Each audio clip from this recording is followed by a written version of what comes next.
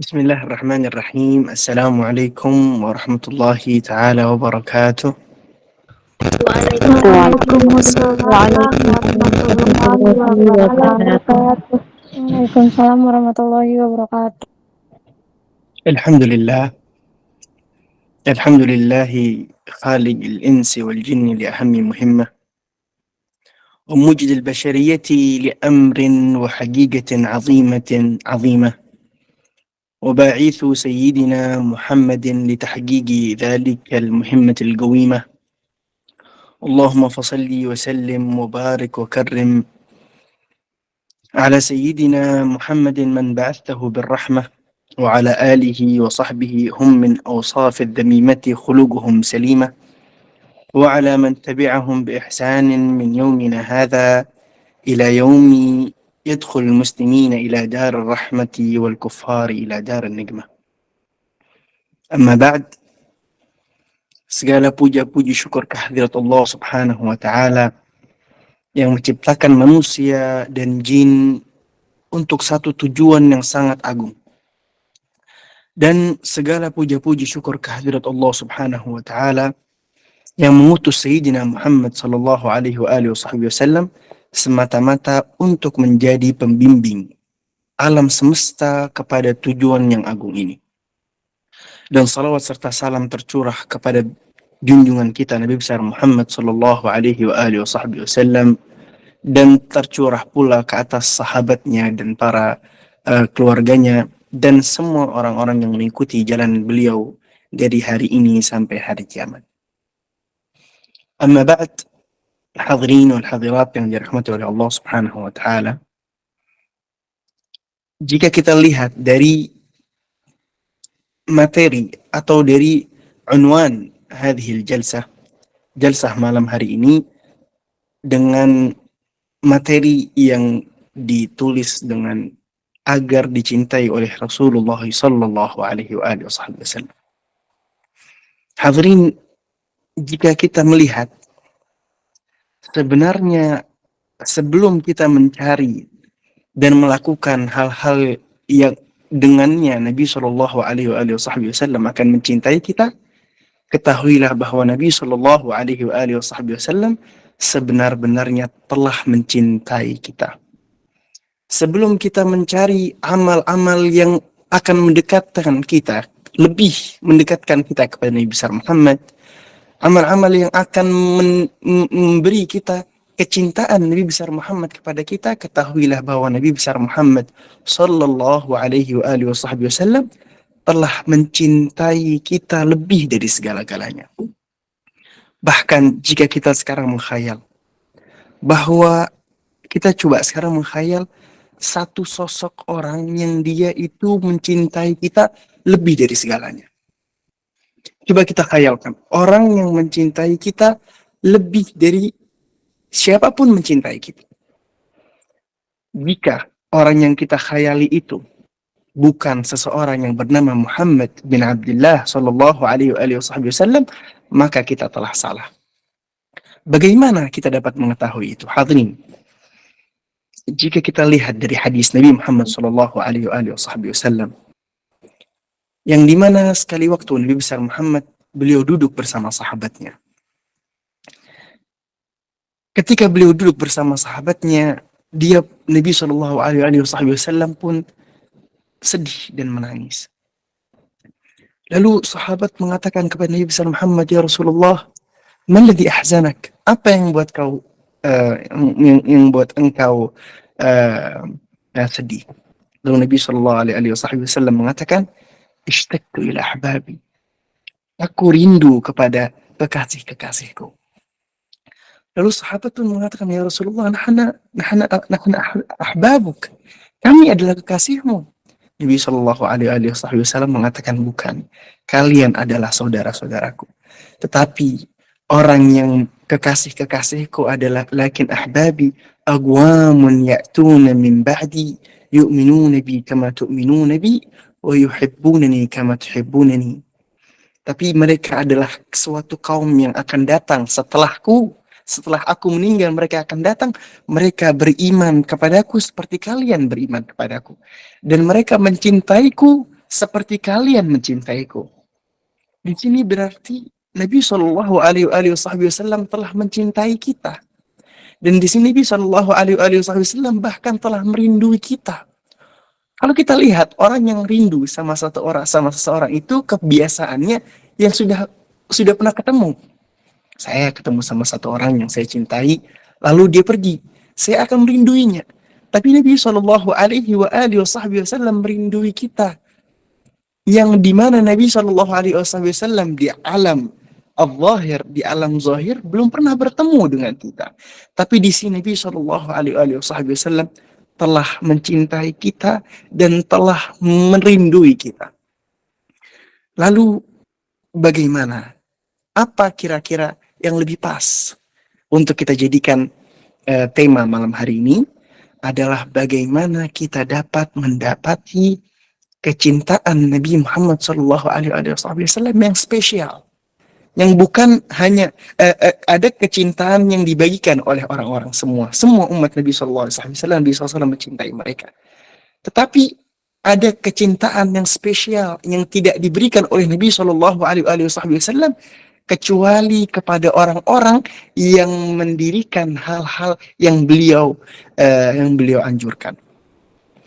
Hadirin yang dirahmati oleh Allah, bagaimana kita dapat mendapati cinta Nabi SAW untuk kita? Caranya adalah caranya kita mengikuti ajaran beliau, mengikuti apa yang beliau ajak, mengikuti sunnah-sunnah beliau. Dengan ini kita akan nartaqi ila magamin fawqa al-mahabbatil 'ammah. Kita akan naik ke suatu ke makom yang dimana makom itu kecintaan Nabi SAW kepada kita lebih dari cintanya kepada orang-orang semua umat Nabi Shallallahu Alaihi Wasallam. Maka kita lihat, lalu kira-kira amal apa yang paling agung, yang paling istimewa, yang dimana kita akan bahas di malam hari ini agar kita dapat memberikannya sebuah attention, perhatian yang lebih untuk kita terapkan di dalam hidup kita agar kita mendapatkan cinta Nabi besar Muhammad Sallallahu Alaihi Wasallam untuk kita. Hadirin yang dirahmati oleh Allah Subhanahu Wa Taala.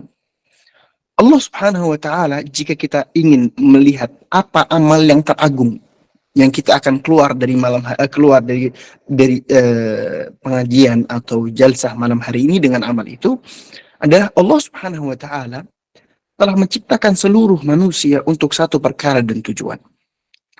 Perkara yang karenanya seluruh manusia dari Nabi Adam sampai hari ini diciptakan. Perkara tersebut adalah perkara yang disebutkan oleh Allah Subhanahu Wa Taala, "Wa ma khalaqtul jinna wal insa illa liya'budun." Dan aku tidak menciptakan manusia dan jin kecuali agar mereka menyembahku. Di sini timbullah sebuah pertanyaan yang berbunyi, perkara teragung ini bagaimana kita dapat menjadikannya ibadah? Perkara ibadah itu perkara yang sangat luas, yang Allah Subhanahu Wa Taala telah utus Nabi besar Muhammad untuk menjadi Rasul. Perkara ibadah yang sangat luas ini kita tidak akan dapat mendirikannya kecuali dengan kita mengikuti seseorang yang diutus oleh Allah Subhanahu Wa Taala untuk kita, atas kita, agar kita mengikutinya, yang akan menjadi pembimbing kita dalam perkara ibadah ini. Karena kalau tanpanya tidak akan bisa mendirikan perkara ibadah ini, karena perkara ibadah sangatlah luas sekali. Oke, jadi kita telah mengetahui bahwa perkara yang teragung adalah perkara ibadah, dan Nabi diutus untuk mendirikan dan menjadi pembimbing dalam perkara ibadah ini. Kita di sini mengajukan sebuah pertanyaan kepada Nabi besar Muhammad Sallallahu Alaihi Wasallam. Ya Rasulullah, nafsi lakal fida. Wahai Rasulullah, wahai yang untuknya kukorbankan diriku, wahai Rasulullah, engkau diutus oleh Allah Subhanahu Wa Taala kepada kami. Bisakah engkau menyimpulkan untuk kami intisari dari yang sebabnya kau diutus oleh Allah Subhanahu Wa Taala? Kau diutus untuk menjadi pembimbing kami di dalam ibadah ini. Yang dimana jika kita mendidikannya, kita akan mendapatkan kecintaanmu yang lebih. Yang lebih dari umum keciptaanmu kepada orang-orang. Nah, lalu bisakah kau memberitahu kita intisari dari ibadah ini yang perlu kita berikan sebuah perhatian yang lebih? Ternyata Nabi besar Muhammad Sallallahu Alaihi Wasallam telah menjawab pertanyaan kita sebelum kita bertanya kepadanya dengan hadis yang diriwayatkan oleh ruwat hadis dengan hadis yang berbunyi innama bu'ithu liutammima makarimal akhlaq. Sesungguhnya aku diutus oleh Allah Subhanahu wa taala untuk menyempurnakan akhlak mulia. Jazakallahu anna afdala ma jaza nabiyyan an ummatihi wa mu'alliman an mu'allamihi. Kami berterima kasih kepada Allah, kepada Nabi Sallallahu Alaihi Wasallam, dan meminta Allah untuk membalas Nabi besar Muhammad atas apa yang telah beliau berikan, atas apa yang telah beliau ajukan untuk kita. Tetapi pertanyaan tidak sampai di sini, tidak stop di sini. Jika Nabi diutus untuk menyempurnakan akhlak mulia, akhlak mulia itu masih ada suatu hal yang sangat luas, suatu hal yang sangat lapang sekali. Kita berniat untuk menerapkan, mencoba untuk merubah akhlak-akhlak kita yang tidak baik, kita rubah untuk menjadi yang lebih baik. Tetapi akhlak mulia itu kan sangat luas. Apakah ada di dalam keluasannya dan lapangnya akhlak-akhlak mulia satu akhlak yang teragung dan termulia di antara akhlak-akhlak mulia yang lain untuk kita mulai darinya pembukaan proyek perubahan akhlak-akhlak kami? Akhlak mulia itu sangat banyak dan akhlak yang tidak baik dalam diri kita sangat banyak. Lalu akhlak yang termulia itu apa agar kita mulai darinya mencoba merubah dan menerapkan akhlak itu dalam diri kami, dalam diri kita yang lebih agung dari akhlak-akhlak yang lain, untuk kita berikan kepadanya sebuah attention, perhatian yang lebih. Ikhwan akhwat yang dirahmati oleh Allah, Sayyidatina Aisyah radhiyallahu anha telah menyebutkan sifat akhlak mulia yang teragung dan terpenting dan termulia dengan perkataannya yang berkata ra'su makarimul akhlaq al-haya. Di antara luasnya akhlak-akhlak mulia, kepalanya adalah sifat malu. Bahkan Nabi Shallallahu Alaihi Wasallam telah bersabda, Inna likulli dinin khuluq wa khuluqul Islam al-haya. Sesungguhnya semua agama itu memiliki sebuah sifat yang menjadi simbol baginya. Jadi setiap agama itu memiliki sebuah sifat yang akan menjadi simbol, yang akan dinilai, yang terlihat dari agama itu, background agama itu apa. Setiap agama itu memiliki background itu, memiliki simbol itu. Dan Nabi SAW mengatakan, wa khuluqul Islam al-haya. Dan sifat yang menjadi simbol agama Islam adalah sifat malu. Hadirin yang dirahmati oleh Allah Subhanahu wa taala, jika kita simpulkan dari awal pembicaraan kita bahwa kita itu dicintai oleh Nabi Shallallahu Alaihi Wasallam, tapi kita ingin mendapati cinta yang lebih dari Nabi Shallallahu Alaihi Wasallam, lebih dari cinta beliau kepada umumnya manusia, umumnya umatnya. Dengan itu gimana kita akan mendapati kecintaan itu? Dengan kita mengikuti ajaran beliau, dengan mengikuti dengan menyembah Allah Subhanahu wa taala. Dan kita tidak dapat menyembah Allah dengan sebenar-benarnya kecuali dengan mengikuti Nabi besar Muhammad sallallahu alaihi wasallam. Dan Nabi besar Muhammad diutus oleh Allah Subhanahu wa taala untuk menyempurnakan akhlak mulia. Dan akhlak yang termulia adalah sifat malu. Maka dengan ini kita telah kita memahami bahwa sifat malu adalah kesimpulan agama, ringkasan ibadah dan intisari iman. Sebuah kekuatan dan sebuah power yang dimana kita akan mendapati kecintaan Nabi besar Muhammad sallallahu alaihi wasallam lebih dari cinta beliau yang agung kepada umum manusia, kepada umum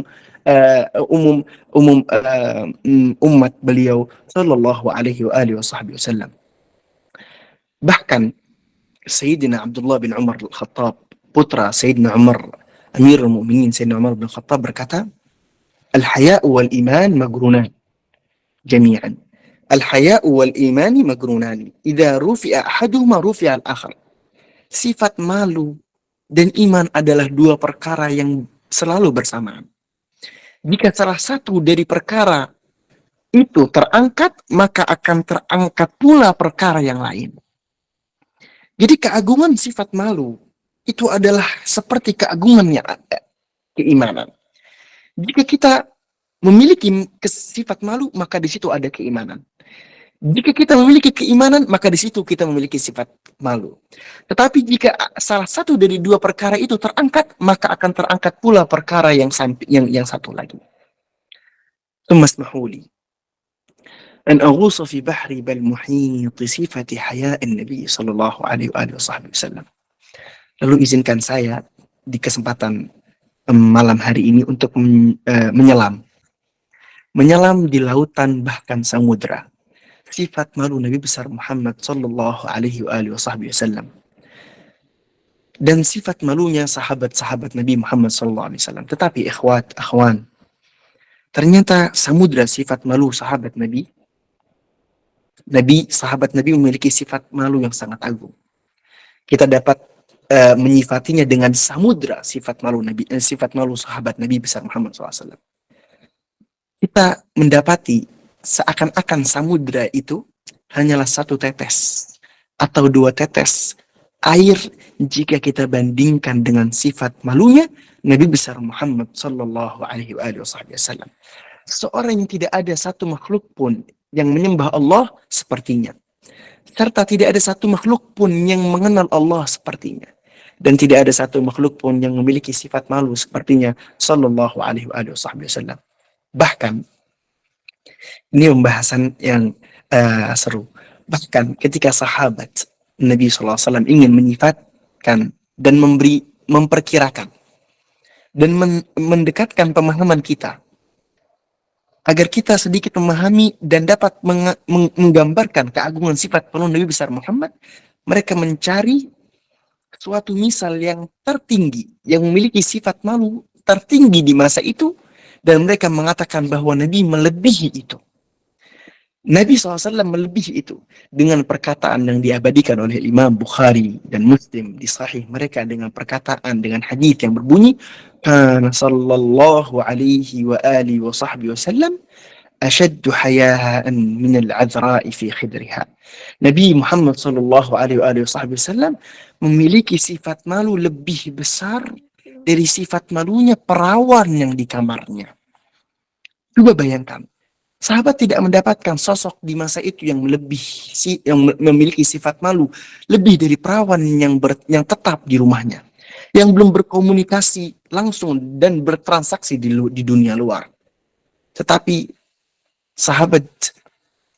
jika sahabat mendapatkan sifat suatu sosok yang melebihi perawan tersebut, mereka akan mengatakan Nabi besar Muhammad memiliki sifat malu lebih dari perawan tersebut. Hadis di atas ini mungkin saya bisa memberi sebuah cerita atau sebuah kejadian, atau bukan kejadian, yang lebih seperti adatnya orang Tarim di kota Yaman itu. Ada satu kota di negara Yaman itu, ada satu kota yang namanya Tarim.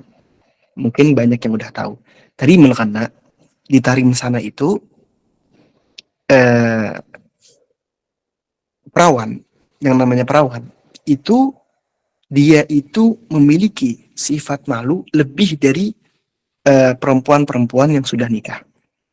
Jadi misalnya kalau ada acara pernikahan, perawan-perawan itu mereka memiliki tempat khusus, memiliki kamar sendiri, yang dimana tidak boleh masuk orang yang sudah nikah ke dalamnya, atau perawan-perawan itu tidak boleh campur dengan perempuan-perempuan yang sudah nikah. Kita tidak ngomong tentang campur antara laki dan perempuan, tidak. Antara perempuan yang perawan dengan perempuan yang sudah nikah. Kenapa mereka takut untuk perempuan yang belum nikah itu akan mendengar pembahasan-pembahasan perempuan-perempuan yang sudah nikah, akan sedikit mempengaruhinya atau yang lain itu. Sampai sekarang di sana itu perawan itu, ketika perawan ketemu dengan satu perempuan yang sudah nikah, mereka memakai cadar. Ada beberapa orang yang masih seperti itu. Tapi yang mayoritas, jika ada pernikahan atau perkumpulan, perawan itu tidak boleh kumpul dengan kelompok perempuan yang sudah nikah. Mengapa demikian? Karena negara Tarim itu, kota Tarim itu adalah kota yang dimana mereka memiliki totalitas dalam mengikuti ajaran Nabi besar Muhammad Sallallahu Alaihi Wasallam. Jika kita lihat dari hadis yang barusan saya sebutkan, Nabi SAW memiliki sifat malu lebih dari perempuan yang di dalam kamarnya.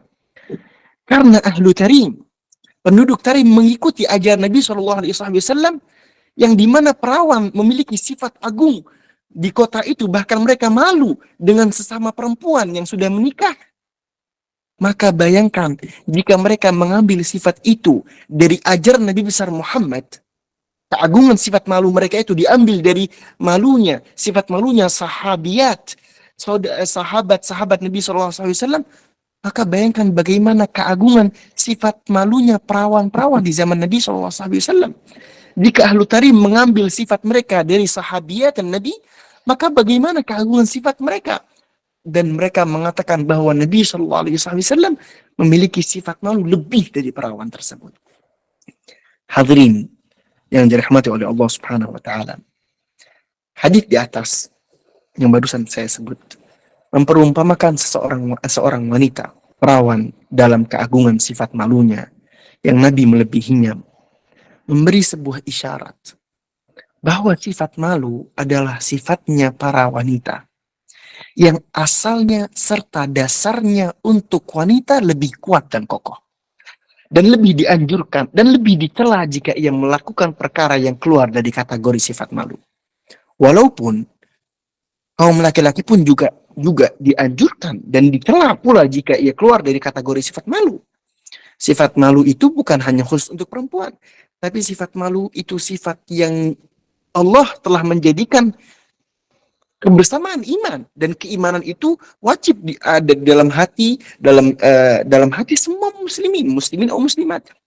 Tetapi sifat malu itu lebih indah, lebih cocok jika diletakkan atau lebih dianjurkan untuk seorang wanita.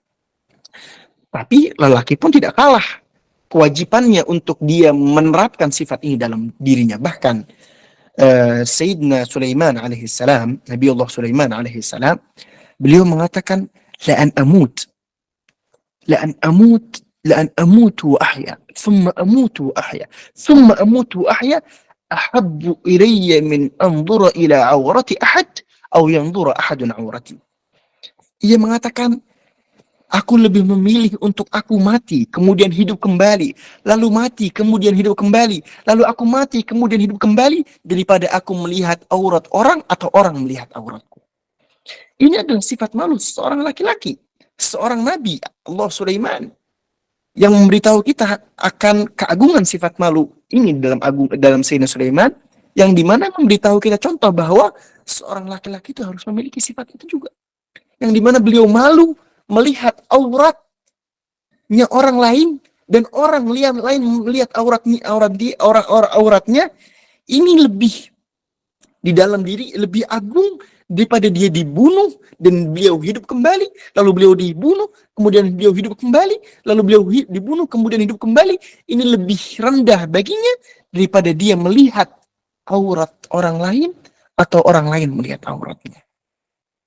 Tetapi kaum perempuan ia lebih utama baginya untuk bersifat dengan sifat malu. Dari ini, jika kita bertadabbur dan menghayati cerita Sayyidina Musa dengan putri Sayyidina Syuaib alaihissalam, di dalam surat Al-Qasas, sebuah cerita yang penuh dengan makna-makna. Sebuah cerita yang penuh dengan keagungan. Sebuah cerita yang jika kita membacanya dengan tadabbur, 3 ayat jika kita baca dengan tadabbur telah cukup bagi kita untuk menggerakkan hati kita untuk mencoba menerapkan sifat ini dalam kehidupan kita. Pemahaman yang sangat indah. 3 ayat yang sebenarnya jika kita menghayatinya, seperti saya bilang, telah cukup bagi kita untuk kita membuka mata batin kita, membuka akal kita, melihat di mana diri kita dari sifat ini. Ayat itu yang berbunyi, walamma warada ma'a madyana wajada alaihi ummatun minan nasi yasgun wa wajada min dunihim imra'ataini tadudan qala ma khatbukuma qalata la nasqi hatta yusdira ar-ri'a wa abuna shaykhun kabir فسقى لهما ثم تولى إلى الظل فقال ربي إني لما أنزلت إلي من خير فقير فجاءته إحداهما تمشي على استحياء قالت إن أبي يدعوك ليجزيك أجر ما سقيت لنا فلما جاءه وقص عليه القصص قال لا تخف نجوت من القوم الظالمين. ولما ورد ماء مدين, dan ketika Nabi Musa masuk ke kota Madian, ia mendapati sebuah sumber air. Wajada alaihi ummatun minan nasi yasgun, dia mendapati sumber tersebut dikelilingi sekelompok orang yang menimba air. Wa wajada min dunihim imra'atani tadudan, dan ia melihat 2 wanita di samping mereka yang menyendiri. Qala ma khatbukuma, lalu datanglah Sayyidina Musa kepada 2 wanita tersebut dan bertanya, ada apa dengan kalian berada di sini? Qalata la nasqi hatta yusdira ar-ri'a wa abuna shaykhun kabir. Dia 2 wanita itu mengatakan, kami tidak menimba air sampai kelompok laki-laki itu selesai dan pergi. Dan kami tidak memiliki lelaki siapapun yang bisa mengganti kami kecuali ayah kami. Tetapi ia sudah tua, tidak kuat untuk menimba air. Di sini ada sebuah isyarat yang sangat agung, sebuah sikap malu yang menyelimuti Sayyidina Musa. Sehingga ia Sayyidina Musa sehingga ia lalu malu dengan perilaku orang lain. Ia melihat bahwa keadaan wanita di tempat perkumpulan laki-laki itu tidak pantas. Lalu ia pun mendatangi 2 wanita tersebut untuk menegur keadaan mereka. Tetapi 2 wanita tersebut memiliki alasan yang kalau tampaknya mereka tidak akan berada di sumber itu untuk mengambil air. Alasan tersebut adalah wa abuna shaykhun kabir. Kami tidak memiliki siapa-siapa untuk mengambil air untuk kami dari laki-laki kecuali ayah kami, dan ia telah cukup tua. Ia tidak mampu untuk mengambil air. Artinya, kami tidak akan ada di sini kecuali karena sebuah darurat. Dan di atas kedaruratan itu, mereka tidak bercampur bersama laki-laki. Mereka menunggu hingga laki-laki selesai. Sifat malu Sayyidina Musa terhadap perbuatan orang yang tidak pantas, dan sifat malu putri Sayyidina Syu'aib sehingga mereka tidak berkumpul bersama laki-laki padahal mereka di dalam situasi darurat. Allah Subhanahu wa taala mengatakan fasaga lahuma, lalu Sayyidina Musa lantas mengambil air untuk mereka. Thumma tawalla ila dhilli faqala rabbi inni lima anzalta ilayya min khairin faqir. Setelah itu Sayyidina Musa berteduh di bawah bayangan dan ia berdoa kepada Allah dan mengatakan, wahai Tuhanku, aku atas apa yang engkau akan turunkan untukku sangatlah butuh dan miskin. Faja'atu ihdahuma tamshi ala istihya.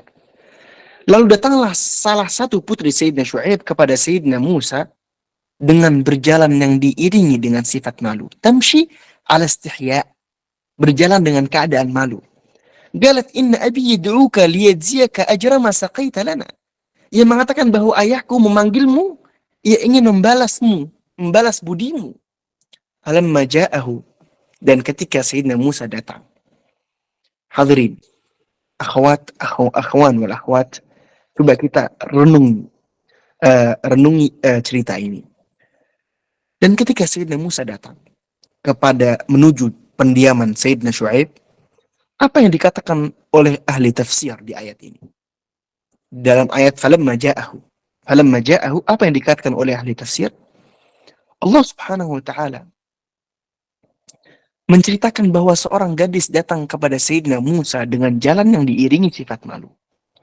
Lalu ia menyampaikan panggilan ayahnya, lalu Sayyidina Musa datang kepada kediaman ayahnya.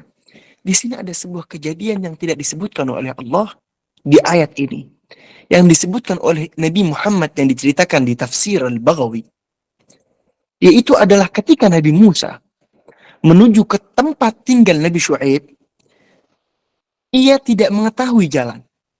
Maka ia berjalan di belakang putri Nabi Syuaib.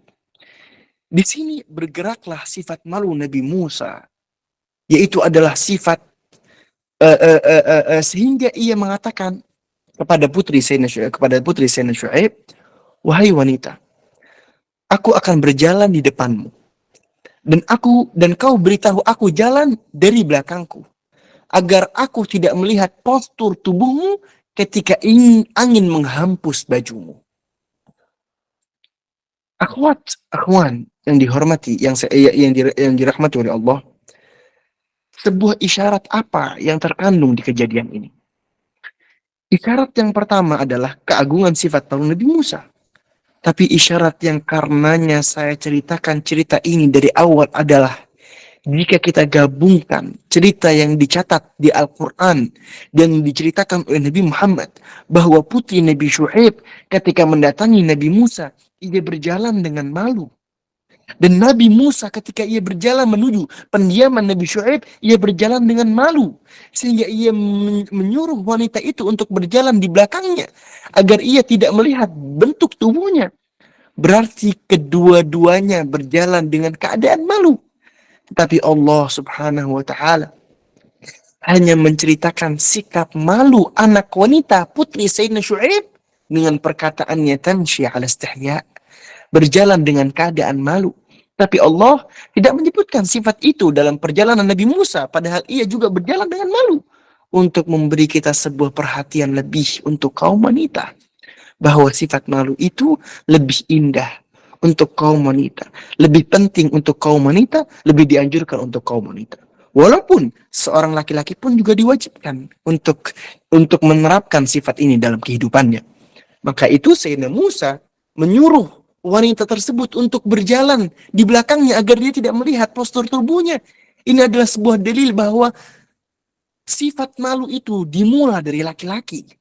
Seseorang yang datang kepada putri itu, yang melihat keadaan yang tidak pantas, keadaan seorang wanita bercampur dengan laki-laki, datang Sayyidina Musa. Seorang wanita tidak akan terletak dalam dirinya sifat malu, kecuali jika ada seseorang laki-laki yang menggerakkan sifat itu dalam dirinya, yang dia harus menerapkan sifat itu dalam kehidupannya juga. Maka wahai saudaraku, saudariku kasih Islam, pernahkah Anda bertanya bagaimana keadaan sifat malunya ashaban Nabi, sahabat wanita Nabi, agar kita bisa bagaimana kita melihat bagaimana sifat malunya ashaban Nabi sallallahu alaihi wasallam. Bagaimana sifat malunya perempuan-perempuan di zaman Nabi sallallahu alaihi wasallam. Bagaimana sifat malunya ashab Nabi sallallahu alaihi wasallam di zaman Nabi sallallahu alaihi wasallam. Agar kita bisa mendirikan sebuah kaca yang terlihat di pantulannya sifat malu kita, sehingga kita dapat membandingkan beberapa persen diri kita menyerupai mereka. Seberapa persen anak dan saudara kita menyerupai mereka. Dikatakan di antara sebab Sayyidina Ali bin Abi Thalib dijuluki dengan julukan karramallahu wajhah, yang dimuliakan Allah wajahnya, adalah karena beliau tidak pernah melihat aurat orang lain. Beliau dalam seumur hidupnya tidak pernah melihat aurat orang lain. Maka disebutkan karramallahu wajhah, Allah telah memuliakan wajahnya, matanya, sampai beliau tidak pernah melihat aurat orang lain. Saudara-saudariku, coba beritahuilah mata kita tentang sifat Sayyidina Ali bin Abi Thalib ini, yang tidak melihat aurat orang lain. Dan tanyakanlah kepada mata kita, seberapa persen kau menyerupainya. Mata kita ini, ketika memandang ke HP atau ke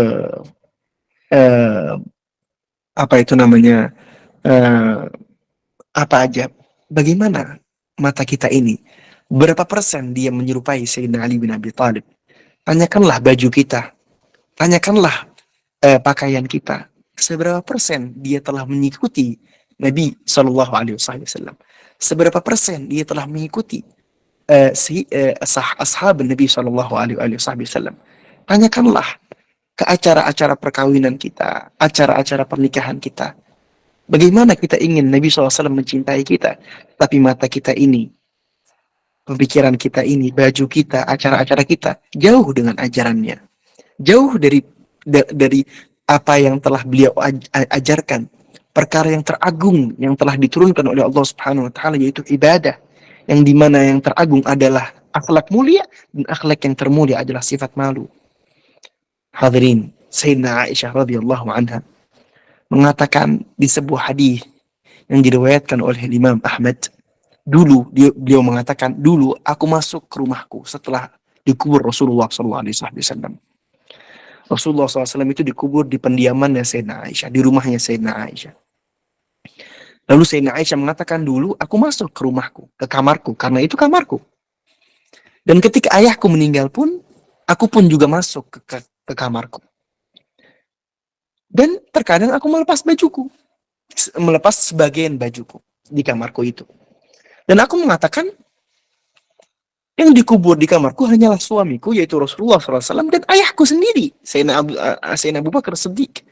Tetapi ketika Sayyidina Umar bin Khattab meninggal, dan beliau juga dikuburkan di kamarnya Sayyidina Aisyah di samping Nabi SAW,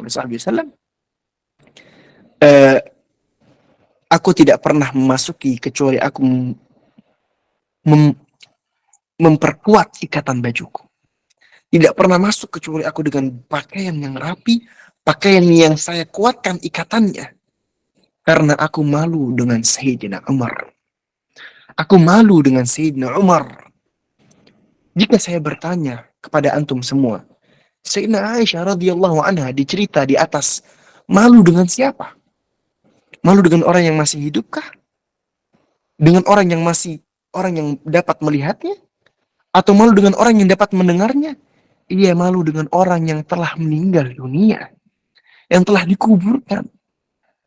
Coba bayangkan, jika Sayyidina Aisyah radhiyallahu anha dibangkitkan oleh Allah Subhanahu Wa Taala sekarang, dan melihat keadaan kita, keadaan saudara-saudari kita, keadaan suami istri kita, anak-anak kita, apa yang bakal ia katakan? Hadirin, Sayyidatina wa ummuna Fatimah Az-Zahra, seorang wanita yang jika kita bertanya, siapa wanita yang memiliki sifat malu teragung, maka ia adalah Fatimah Az-Zahra binti Muhammadin sallallahu alaihi wasallam. Apa kira-kira yang ia takuti ketika ia meninggal dunia?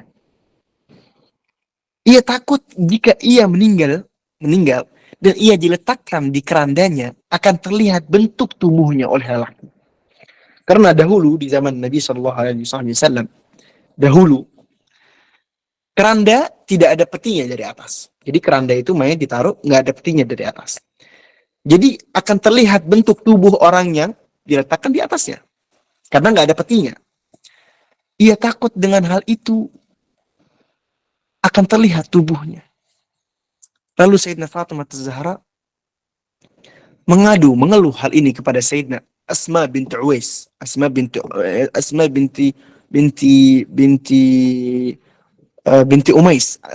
Umais. Lalu Sayyidina Asma memberitahu ia pernah hijrah ke Habasyah. Dan di Habasyah itu jika ada mayit yang meninggal itu diletakkan di atasnya keranda.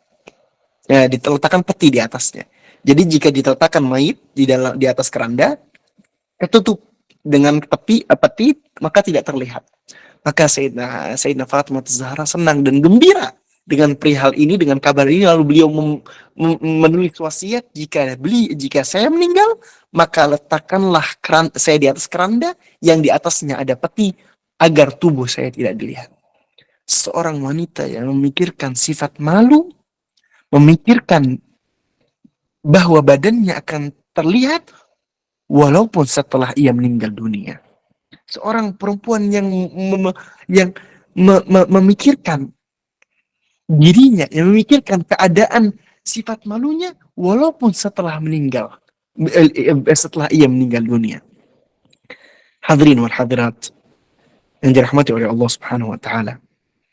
Akan datang suatu hari yang dimana kelompok ahli neraka diseret dan dimasukkan ke neraka. Dan kelompok ahli surga diarak dan dimasukkan ke surga. Kehidupan abadi, tiada akhirnya, tiada putusnya. Kelompok ahli surga di dalam kehidupan yang tiada sedih, yang tiada tua, yang tiada capek dan tiada letih. Maka wahai kaum laki-laki, ketahuilah di kehidupan itu nanti orang paling sedikit, yang paling kecil amalnya, yang paling sedikit, orang yang terakhir masuk surga nanti, dia akan mendapat kenikmatan di sana diberikan oleh Allah Subhanahu wa taala seperti dunia ini 10 kali. Jika orang yang terkecil mendapatkan ini, lalu bayangkan apa yang Allah berikan untuk Sayyidina Muhammad sallallahu alaihi wasallam. Di mana tempat beliau? Lalu kira-kira berapa jauh tempat kita jika kita masuk surga dari tempat baginda Nabi SAW. Nabi besar Muhammad akan diletakkan oleh Allah di tempat yang sangat tinggi sekali. Tempat yang sangat agung sekali. Lalu pertanyaannya, kita akan diletakkan di mana? Apakah kita dapat menemuinya nanti? Dan wahai kaum wanita, di kehidupan tersebut di surga nanti ada satu wanita yang gelarnya ratu bagi seluruh kaum wanita di surga. Yang dimana perbedaan antara ratu tersebut dengan para wanita penduduk surga yang lain sama seperti bedanya antara kehidupan satu wanita di rakyat biasa di dunia ini dengan satu ratu di istana yang megah dengan kerajaan yang besar. Seperti itulah perbedaan kehidupan ratu itu dengan wanita-wanita penduduk surga yang lain. Wanita tersebut, ratu tersebut bernama Fatimah binti Muhammad bin Abdullah sallallahu alaihi wa alihi wasallam, sayyidatu nisa'u ahli jannah sallallahu alaihi wa alaiha afdhalus salati wassalam.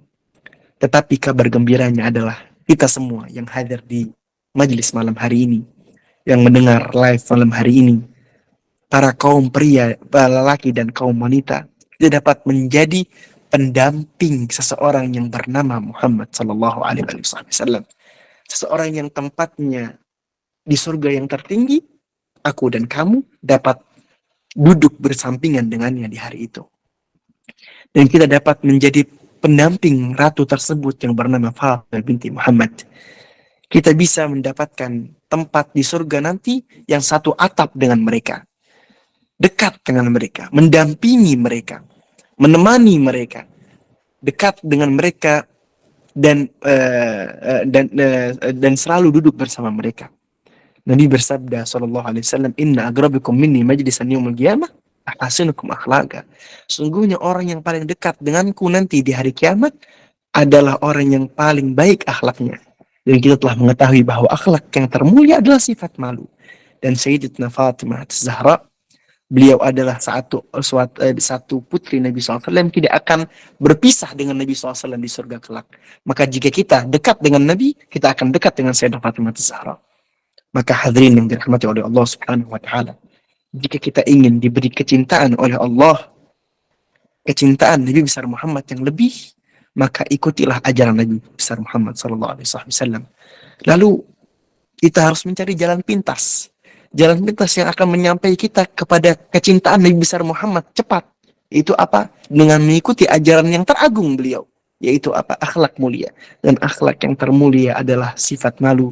Semoga Allah Subhanahu wa taala memberikan kita taufik untuk dapat menerapkan sifat ini dalam kehidupan kita, dapat menerapkan sifat malu ini ke anak-anak kita, menerapkan sifat malu ini dalam sehari-hari kita, di dalam semua perihal kita, acara-acara kita,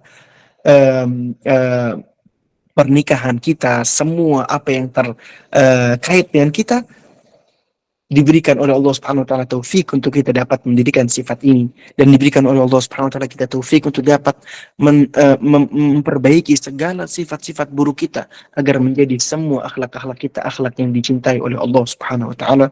Nas'alullah Subhanahu wa taala an زد قلوبنا برد عفوه وحلاوة حبه واطمئنان قربه وأنس معيته ومعرفته. وصلى الله وسلم على سيدنا محمد وآله وصحبه وسلم والحمد لله رب العالمين.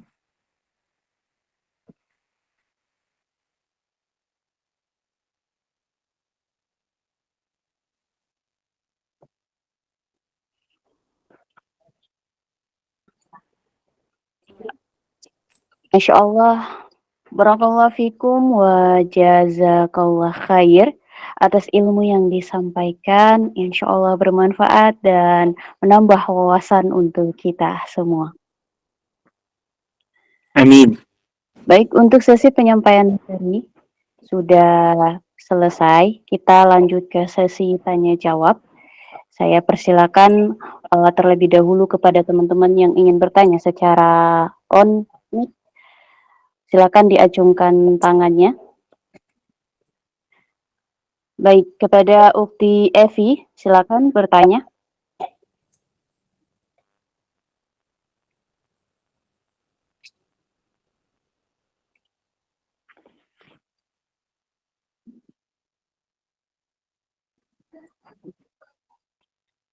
Ukti Evi, suaranya putus-putus.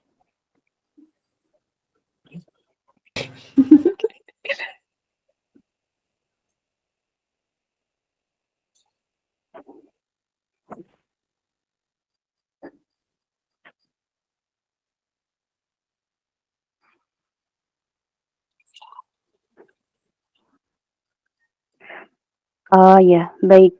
Boleh mungkin diketik saja ya Ukti. Kita beralih ke Ukti Amira, Tafadoli.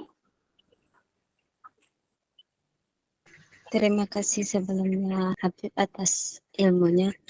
Di sini saya ingin bertanya bagaimana cara kita sebagai perempuan agar bisa meneladani Sayyidatuna Fatimah Az-Zahra.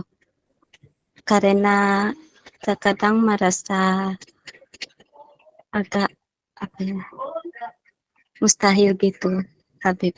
Syukran. Nah,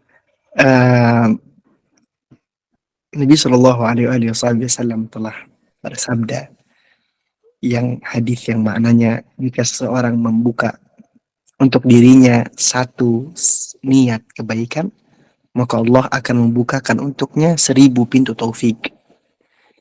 Maka keinginan kita untuk memulai dan mengikuti Sayyidatina Fatimah Az-Zahra ini adalah kunci pertama. Ini adalah taufik, satu dari pintu taufik dari 1000 pintu yang akan dibukakan oleh Allah Subhanahu wa Ta'ala. Kalau hal itu mustahil, maka kira-kira mengapa Allah Subhanahu wa Ta'ala menjaga hadis-hadis mereka, menjaga sifat-sifat mereka sampai kita mengetahuinya sampai sekarang? Tidak lain dan tidak bukan karena hanya untuk kita dapat mengambil dari sifat-sifat mereka, dari perkara mereka untuk kita dapat terapkan di kehidupan kita.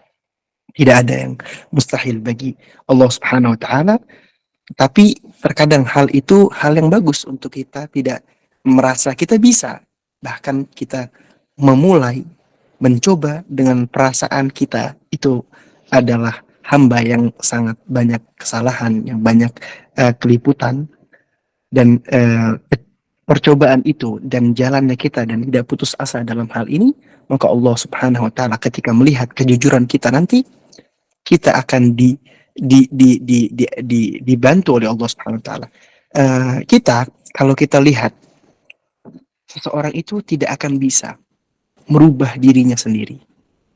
Seseorang tidak akan dapat merubah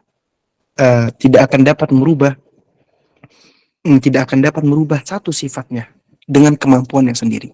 Betul seperti Ukhti bilang, kalau itu hal yang mustahil.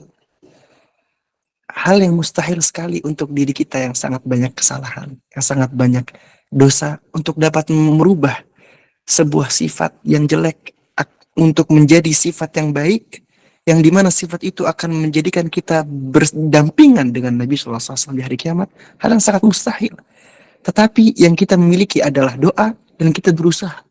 Dan ketika Allah melihat kita dalam keadaan bersungguh-sungguh, maka Ia akan merahmati kita dan akan membantu kita dan mengangkat dan membantu kita sehingga kita dapat merubah dan mengikuti Sayyidatina Fatimah Az-Zahra radhiyallahu anha.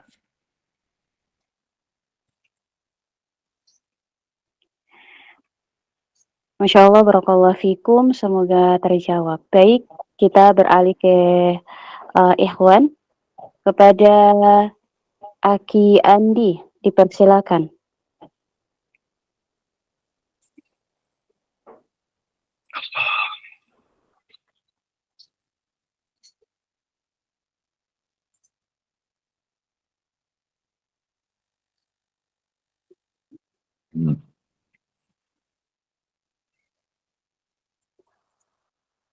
Afwan, Aki Andi.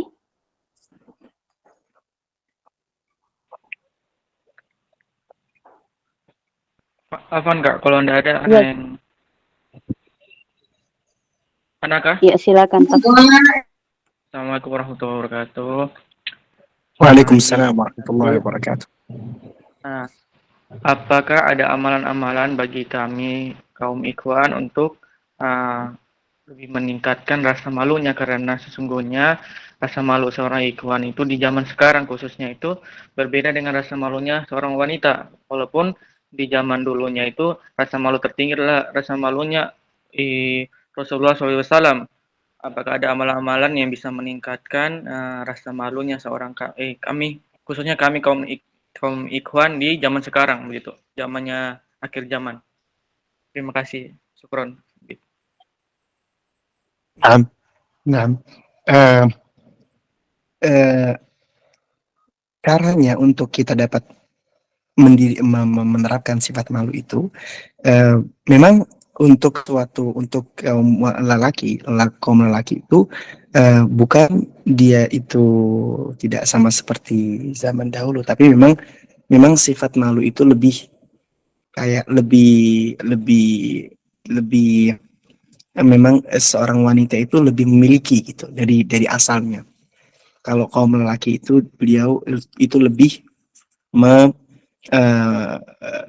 berinteraksi atau bertransaksi di dunia luar, maka sifat malunya seorang laki-laki itu berbeda dengan sifat malunya seorang perempuan. Sifat malunya seorang laki-laki itu adalah hududnya, dalam artian al-hudud itu dalam bahasa Indonesia itu lebih beda dengan sifat malunya seorang perempuan. Jika seorang perempuan itu misalnya kerja di dunia nyata atau di dunia luar, itu seorang laki-laki memang diwajibkan untuk mencari nafkah, itu lebih diwajibkan untuk seorang laki-laki daripada seorang wanita. Kecuali kalau sang wanita itu dalam keadaan darurat atau keadaan butuh yang tidak ada yang mencukupinya. Nah, di sini itu seorang laki-laki itu dengan ketika dia mendengar cerita-cerita ashab Nabi sallallahu alaihi wasallam, membaca, mencari hadis-hadis yang berbunyi yang menceritakan tentang keagungan sifat-sifat malunya ashab Nabi, sifat malunya Nabi sallallahu alaihi wasallam, maka akan terbuka hatinya untuk menyerupai mereka, untuk mengikuti ajaran mereka dan jalan mereka. Karena dengan hanya kita menginginkan kedatangan sifat itu tanpa kita mengetahui apa hakikat sifat itu, bagaimana kita mengaplikasikan sifat itu tidak akan mungkin. Maka satu-satunya cara dengan gimana kita dapat mengaplikasikan sifat itu dengan kita melihat orang-orang yang mereka benar-benar mengaplikasikan sifat itu dengan sebenar-benarnya. Dengan itu ketika kita telah mengetahui, kita menerapkan sifat itu dalam kehidupan kita sehari-hari. Nah.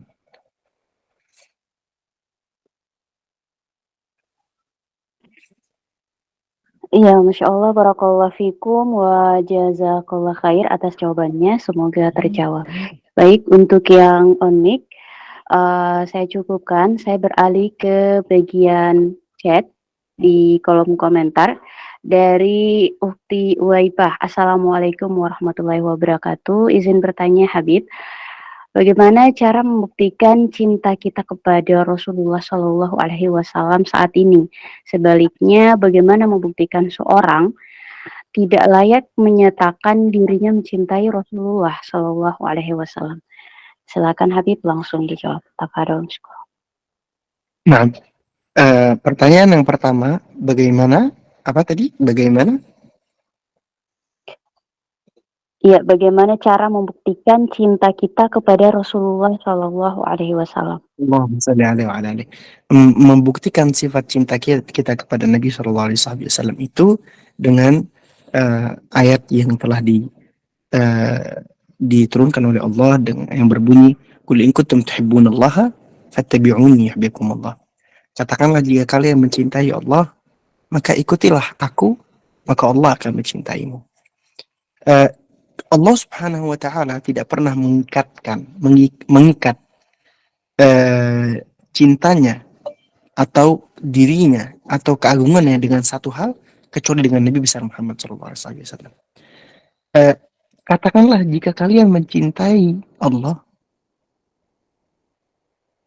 jika kita benar-benar mencintai Allah, maka ikutilah Nabi besar Muhammad. Allah, jika kita mencintai Allah, otomatis kita mencintai Rasulullah. Jika kita mencintai Rasulullah, kita akan mencintai Allah Subhanahu wa Ta'ala, karena ini adalah dua hal yang tidak bisa dilepas, tidak bisa dipisah. Maka katakanlah, jika kalian mencintai Allah dan kalian mencintai Rasulullah, maka ikutilah Rasulullah. Di sini kita akan mengetahui bahwa jika kita jujur dalam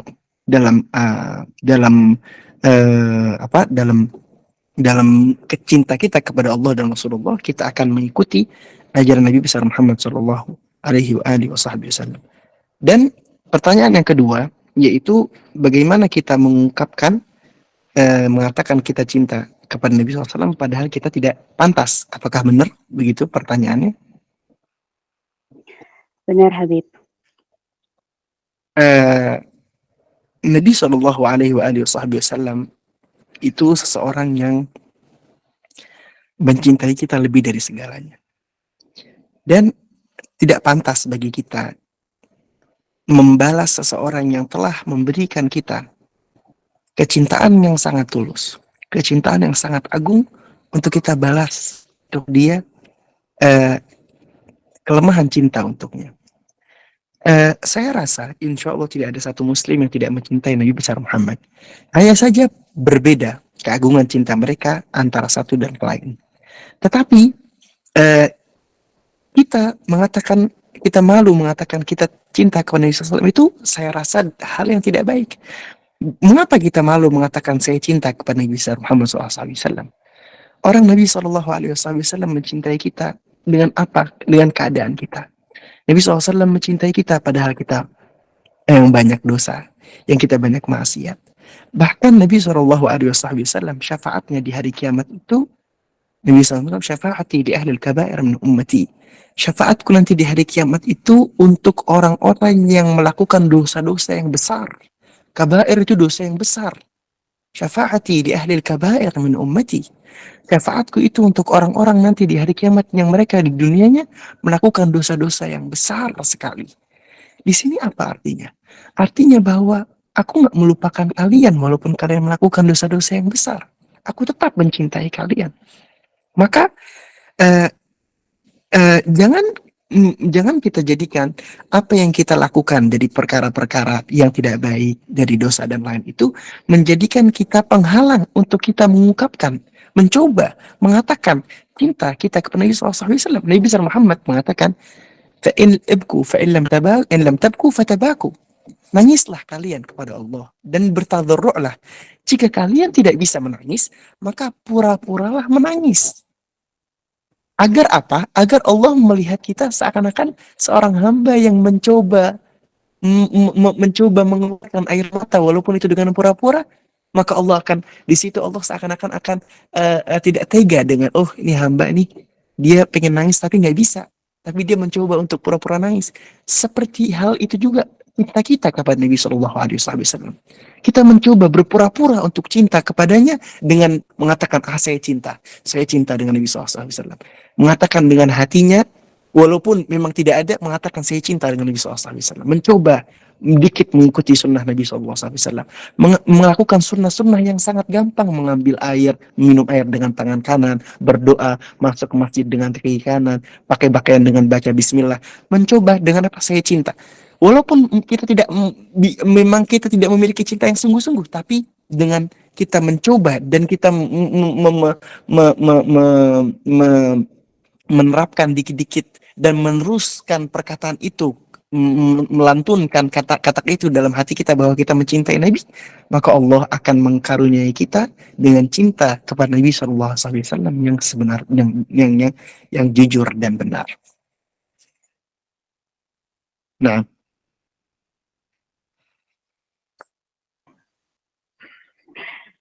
ya, Masya Allah, barakallahu fikum wa jazakallah khair atas ilmu yang disampaikan, atas jawaban yang sudah diberikan. Semoga terjawab dan insya Allah menambah wawasan untuk kita semua.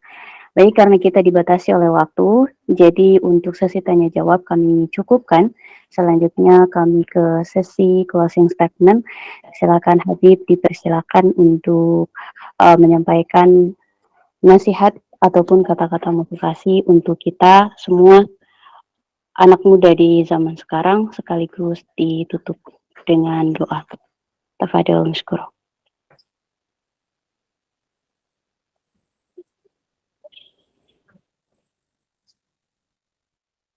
Naam.